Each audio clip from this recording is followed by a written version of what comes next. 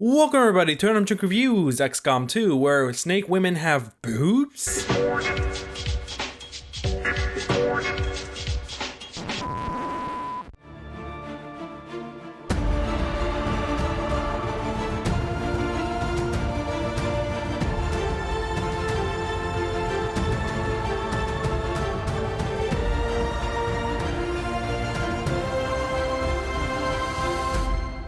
Xcom 2 is finally here, and after being delayed from November 2015 to finally releasing on February 5th, I have been dying to play this game so bad. Hell, it was my number 1 on my top 10 upcoming games of 2016. Oops, spoilers. As you know, Xcom 2 is another game developed by Firaxis Games, who developed the previous Xcom title in 2012 and the Civilization games. So when it comes to turn-based strategy, there could almost not be any other company to do the job. Unlike Xcom, which was released on consoles, even mobile, Xcom 2 so far has only been released for PC with no plans to expand as of late. And to be honest, I'm kinda happy for that. That meant that the game should run like butter and not have performance issues that many AAA games seem to have when they try to cater to consoles and PCs and all these devices at the same exact time. But most of you, or many of you, might already know that I uploaded a video on how horrible and horrid the performance on this game already is. Sorry, I kinda went off in a tangent there. I'm going to try to be as fair and just as possible. Give you an honest and real review here. Let's dissect Xcom 2 and see if it's one worth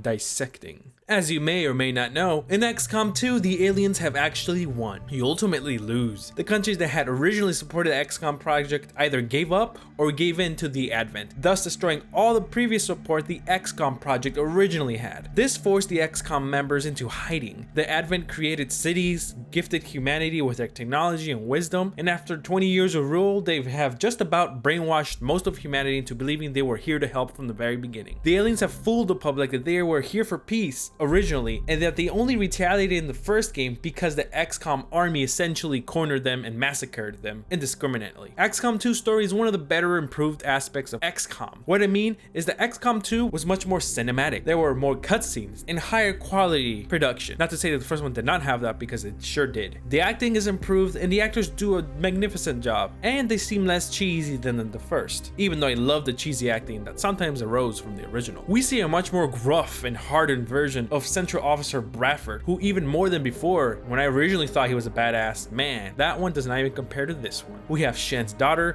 who is now head of the engineering division, just as her father once was, and she's kinda hot. Just saying. She knows how to make cool tech and gadgetry. Who doesn't like that? Hey, I told you I'd be honest here. Ahead of the scientific division is Dr. Tigan, a man who was previously working with Advent in their scientific division, but defected once he realized everything was a lie and was forced to operate on his own skull to remove a device that helped keep him in control. We cannot forget to mention John Bailey. You know John Bailey, you know, the voice of Honest trailers and many other skits from Screen Junkies specifically. He's the one who plays the prominent and faceless Xcom councilman from the previous and current game. Hello, Commander. The council you once knew is no more. Its membership have all sworn loyalty to the Advent administration. So damn awesome. And last but not least, you are still the commander, and you are the one in control, my friend. There is something so incredible when everyone relies upon you to lead them. You are faceless, no one sees you, everyone just refers to you as Commander. Commander. Commander. Commander. Commander. Commander. Commander. Commander. Commander. Being called the commander, especially by John Bailey's voice and everybody else, makes me giddy. Overall, the story is great, but I must admit, in the end, the scope of everything did not feel as grand as the first. Honestly, when I was nearing the end, I was disappointed at how short the campaign felt. When I was nearing the end, I even saved my game file saying, what the f***? That can't be the end, right? I felt so short and truly did not feel as grand as the first. It's almost like the story aspect was somewhat rushed, and I think a few more key missions and scenes easily remedied that situation, but alas, the story overall ended too soon. The sound design is even better than the previous title, with truly awe-inspiring sound effects. Everything sounds so damn great, just as before, but the best sound effects are the ones with robotic sounds and the future tech weapons. Just listen to this.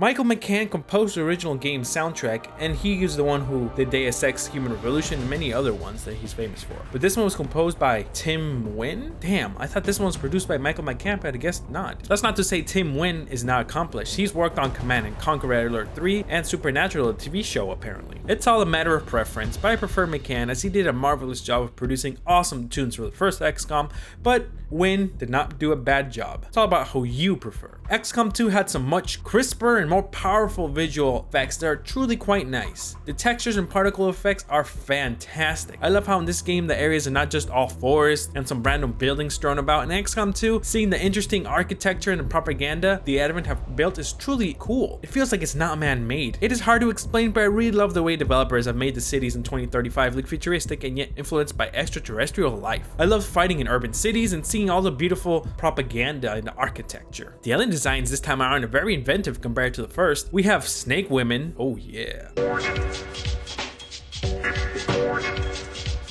We had sectoids go from this to this. Damn, our sectoids look like they worked out or something. You thought sectopods were powerful before, you haven't seen nothing yet. Look at this thing. It's as tall as a damn building. Oh my god, this one truly looks like something out of Resident Evil games.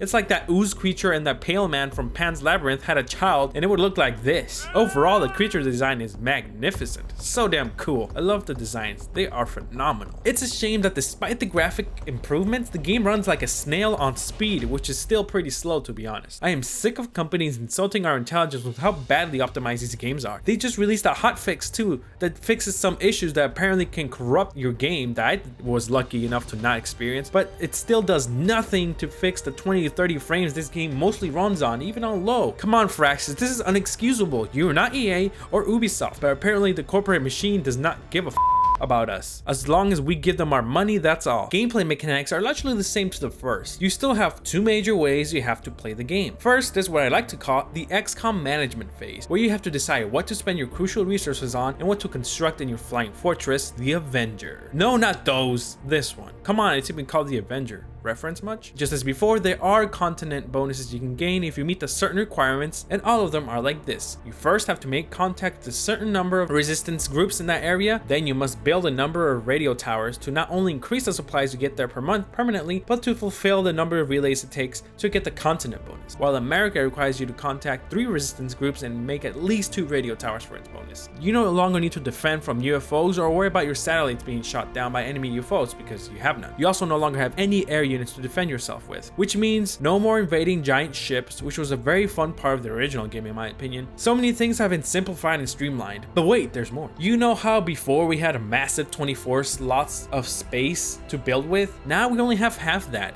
We have just 12. Sure, many buildings we had before were repeats to power up your facility or to speed up research, but having the extra space meant you could build things like containment chambers where you can capture aliens and gain other bonuses besides just killing them. Now you don't even have to capture aliens alive to gain more benefits, you just have to kill them. Agency bonuses are gone too. You know when you built like 2 similar buildings adjacent to one another you would get benefits? Now I know that system was kind of cheap because unless you know how to perfectly and meticulously plan for every single building's layout, you could screw yourself over greatly. Now we have the revamp system, which I think is much better and less punishing, and I welcome it. Now engineers are the ones who give the bonuses. They can reduce the amount of time it takes for construction projects to build, and they can directly give benefits to your buildings. For example, they can speed up the healing rate by 100% by having an engineer station there, give you more power output for buildings if you station them at generators, various other benefits. This makes engineers invaluable for your team and it's fantastic. It's a shame the space to build is halved. It really did not need to be, but oh well, I guess Firaxis wanted to simplify it. Intel is the new resource that is very important and cool. This is what you need to first make contact with new areas, and it's also used to buy supplies from the black market and used to speed up research or buy soldiers. Intel is harder to come by than supplies because it can only be gathered by scanning or completing missions. I welcome it because it makes it, again, more flexible and allows you to build to your own wants and needs. I love how you can customize just about everything nowadays when it comes to the soldiers. You can customize their hair color, eye color, add tattoos. You can even modify the voices for the characters in different languages languages, name their gun, change the gun's patterns. Hell, you can even download online creations people have made. You can now have Kylo Ren in your team. Or how about badass Belma Dinkley from Scooby-Doo? No, maybe not Marcus Notch Person, the creator of Minecraft, could be useful. All right. How about Bob Ross? No, the dude from The Big Lebowski? That's fantastic.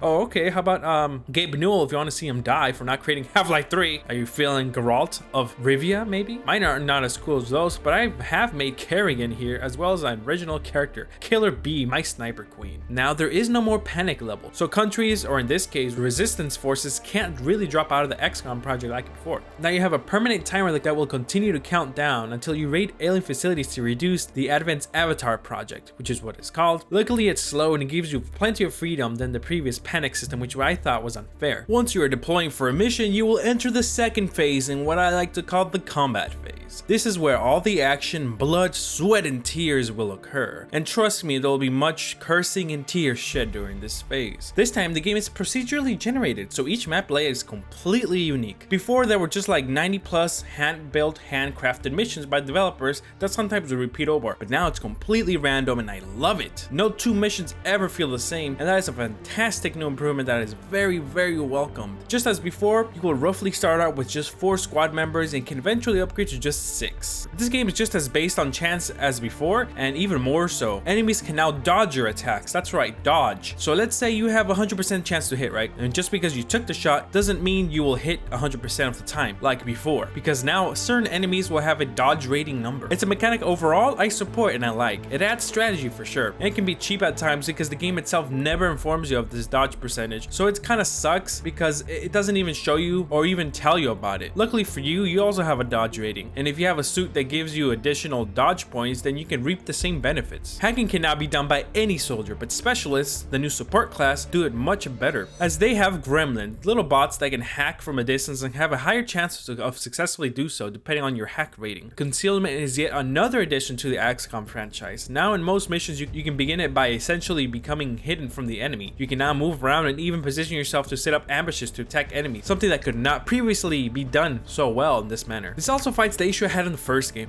where you would accidentally activate pods of enemies and getting screwed over because you activated too many at the same time. Just as in XCOM 1, when you first encounter enemies, they will activate and will actually start doing stuff. The game is harder than ever. With all these new monsters and objectives, it's great. Every turn can be and will probably be nail-biting. Every loss can be depressing, but upon completion, it's all the best feeling in the world to see your squad move and grow. Some of the new classes are really cool, like the Ranger, who can slice up enemies with their sword, who by the way can still miss. Yup, melee attacks can now miss, which is kind of dumb, but it would be overpowered if they could not. It makes sense. If the creature is fast enough, they can dodge an attack, but most likely Rangers have a high chance of hitting the target, and it's fine. Same goes for your enemies who have melee attacks. Santa class is way better than before, as you can unlock them much earlier on and invest in them, instead of in the original game where they become available near the end of the game where everything's almost done. You can still mind control, and now you can give allies an extra turn, blow up, or even blast enemies with psychic attacks, and it's badass. So now there are a total of 5 classes: Ranger, Specialist, Sharpshooter, a Grenadier, and Psionic. All 5 are unique and all their abilities are awesome. So many aspects of the game has been simplified. Scientists are mostly useless compared to engineers now, partly due to the fact that they are only just 34 research projects compared to the original XCOM game, which had over 50 plus research projects, not counting the DLC. Before, you had to build 1 weapon per soldier. Now you just need to research and build 1 beam sniper blueprint to be able to have an infinite amount of snipers available for the whole team. Again, it makes it much easier to acquire. It streamlines the whole process. But whatever. Cutting the research projects, come on.